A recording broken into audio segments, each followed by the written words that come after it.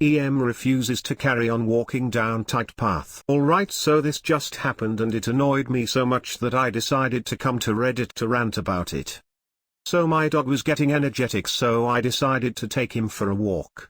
Near my house there's this tight path that can only really fit one person walking down it at a time, and obviously during this pandemic, it'll be a bad idea to try and pass people down it. Anyway, there was this woman, EM, and her kid walking down this path. They also had a dog with them, and so I made sure that I was quite a way back from them. Their dog started sniffing and so they stopped, and so I also had to stop. No joke, it was stood there sniffing for about 5 minutes and EM didn't even try to pull it away or tell it to move on. EM also clearly saw me stood there like an idiot waiting for her to keep on walking, but no, she didn't budge. So once when the dog did stop finishing sniffing, they carried on walking again, and obviously so did I. When they did pass out of the tight path and back onto the main road, I said hi to them because I just say that to everyone I pass while I'm walking. She just completely ignored me. So yeah, I'm now keeping her on my list of people who I live near not to speak to again because I'm petty like that. A few minutes later. Confusing encounter with EM. EM tries to take off my mask. Background: I am an Indian living in Florida. Cast: me. EM: Karen. EK: entitled kid. F1: friend. C: cousin. I had just landed at a heliport after a training session with my cousin when I decided to run over to a grocery store with him and his friend when this happened.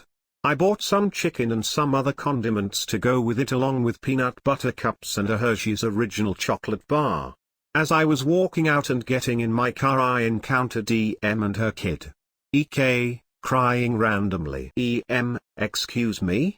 What do you think you're doing? Me, thinking she was not talking to me, reach into my car and open my trunk, which is full of bathroom fittings and other essentials. She comes over to me and pats me as I was closing the trunk. Me: hi, what's wrong? EM: what's wrong? I know you stole this car, you C-word. In front of EK, who may be 8 to 10 years old. At this point my cousin was still in the store checking out this stuff. Me: what is wrong with you, lady? She starts taking pictures of me at this moment and I step back. I am confused at this point. EM: you're what is ruining this country, now give me the keys before I call the police. At this moment she steps closer and tries to take my mask off. My fight or flight response kicked in.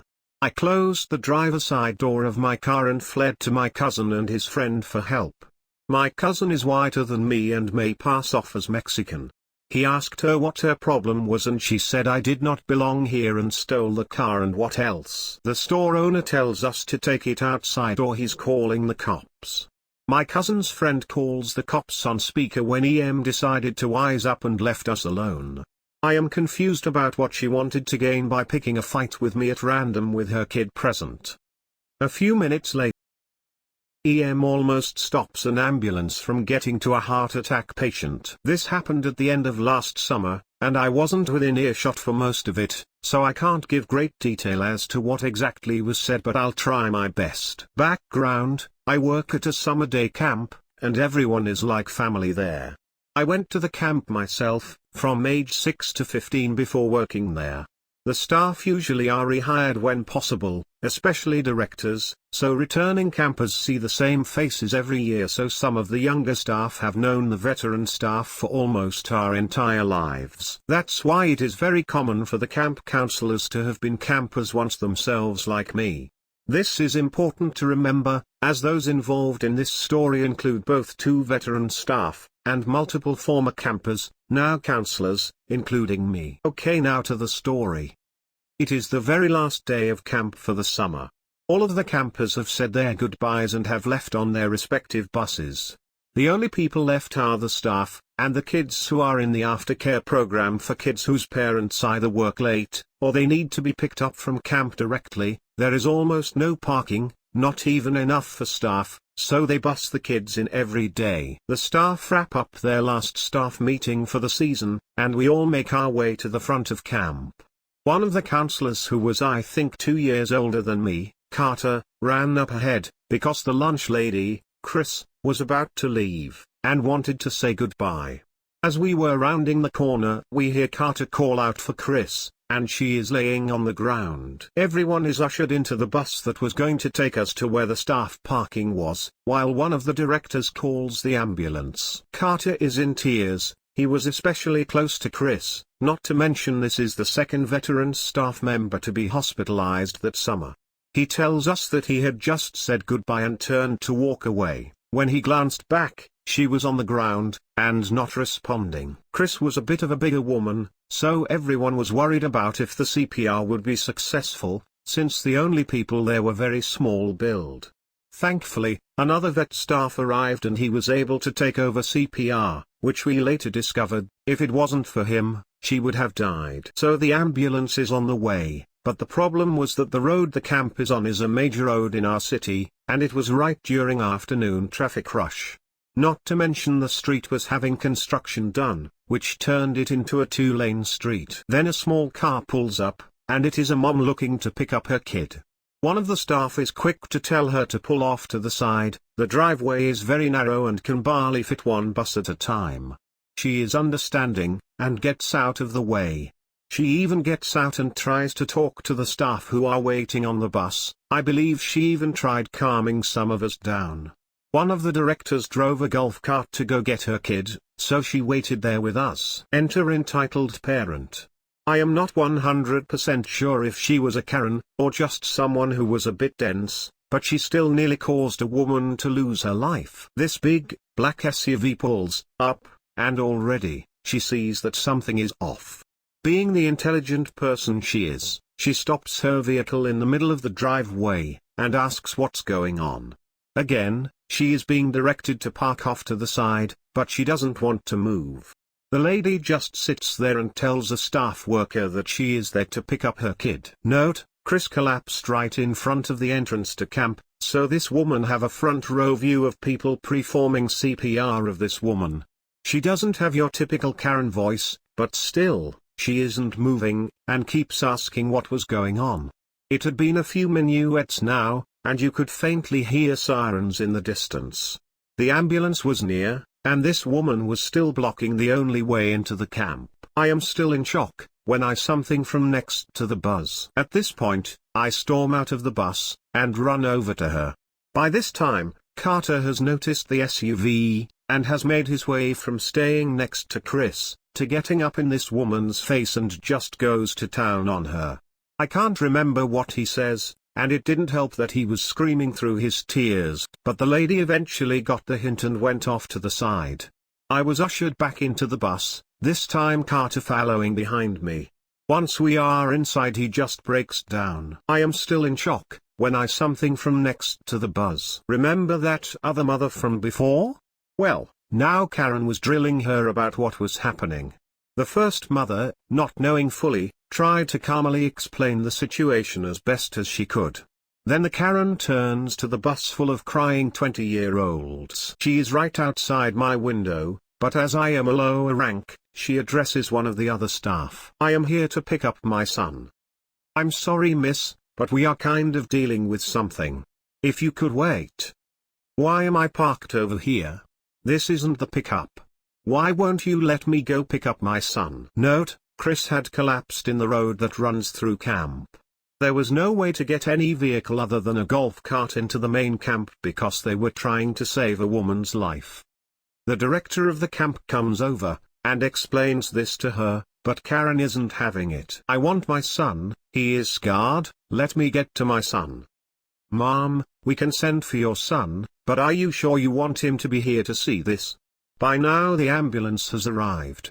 They actually got into camp easily, considering the construction. We are ever grateful, as it turns out that they had arrived just in time. IDC, I want my son now. A few minutes later, a golf cart pulls up, with both mom's kids in it. The first mom ushers her kid into the car, and gives him something to keep him entertained, as to hopefully distract him from what is happening. Then, the Karen gets in her car, and tells her kid to do the same. Karen starts her car, and tries to leave. By now, there are 3 police, a fire truck, and an ambulance in single file along the driveway. There is no way Karen is getting out. I see Karen sigh and gets out of her car. She goes back to the director, and tells him that she needs to leave.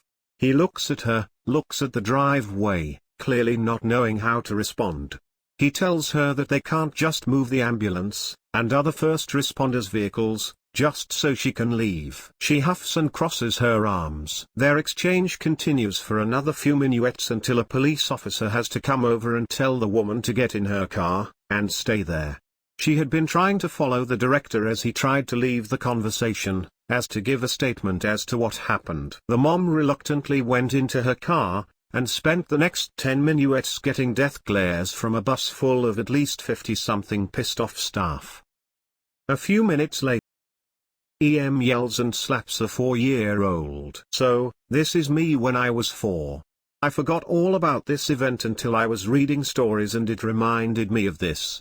So, I was 4 and my dad was working at a supermarket. We had no one to look after me as we lived near my grandparents and my nan has cancer and didn't want to trouble them. So, my dad took me to work and the boss said it was fine. I was excited to be sat in a cashier seat and life was good. Until the EM came in. Cast. Me. EM, Karen. D, Dad. SG, security guard. M, manager. EM, this microwavable food was low quality. I want a refund. Me, Daddy, why is the mean lady shouting? D, I don't know, why are you shouting?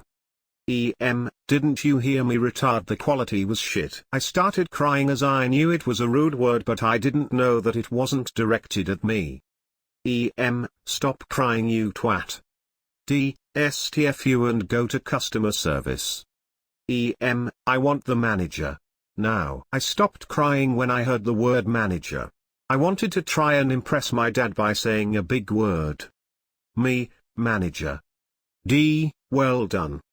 I started rambling on about sentences with manager as I was a weird kid. Me, I'm the manager. EM then slaps me. EM, STFU you brat, you are not the manager. My dad was extremely overprotective of me, so he leaned across and punched the EM in the face. EM, security, he assaulted me. SG, what is the problem? D, she was screaming at my kid and me, the mean lady hit me bawling my eyes out as she had long nails and scratched me and drew a little blood. Everyone in the line agreed and the M was taken away by the police. Thank you for watching. Make sure to check out my channel for a few videos a week. What sub should I cover next? Later my dudes, Reddit monster.